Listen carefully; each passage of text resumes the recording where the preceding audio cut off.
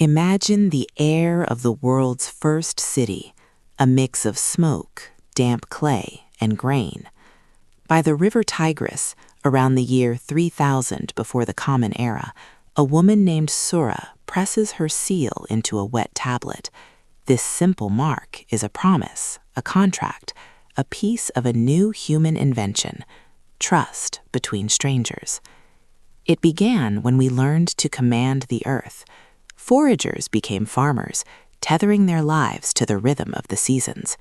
Villages swelled into cities, and with surplus came a new set of problems. How do we remember who owns what? How do we organize? Marks in clay evolved into writing. Councils of elders became governments. In the great river valleys, humanity pioneered law, statecraft, and the bronze tools that would build kingdoms and wage wars. But what truly holds a society together? Belief. Across Afro-Eurasia, great thinkers sketched moral orders that allowed millions to cooperate.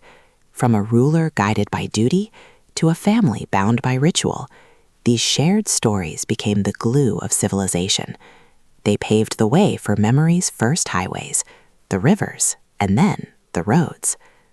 By the year 200 before the Common Era, caravans were creaking along the Silk Roads. Maritime lanes in the Indian Ocean and trans-Saharan corridors pulsed with life, carrying not just spices and glass beads, but stories, skills, and ideas. With every exchange, the world grew richer and more connected. Rulers learned to tax these arteries of trade, to protect them, and sometimes to choke them. From the Mediterranean to East Asia, a network of goods and knowledge linked the fates of empires. But the land has its limits. A new age would be born on the open water. The salt wind snaps the sails. In 1492, a pilot on a creaking caravan charts a course across an ocean of unknowns, his hands stained with tar. This voyage, and the ones that followed, would not just connect two hemispheres, it would collide them. The Columbian Exchange forever remade ecologies and redrew the maps of power. Sura's ancient clay seal finds its echo in a ship's bill of lading. This explosion of contact fueled an explosion of knowledge. The telescope revealed the heavens. The printing press spread ideas like wildfire. By 1776, a revolutionary thought was being declared, that all people have rights. The old certainties of monarchy and servitude began to crack. What is freedom when a machine can do the work of 100 men? Steam, like bottled lightning, powered pistons and looms. Factory bells, not the sun, now marked the passage of time. Capital flowed across the globe, financing empires and fueling resistance.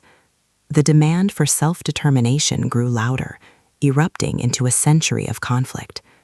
2 world wars and the horror of genocide gave way to a Cold War that divided the planet. Now, globalization and the digital revolution have erased distance, connecting us in ways the Silk Road traders could never have imagined. Our contracts, our city councils, our global supply chains, all are descendants of those first systems born in ancient cities.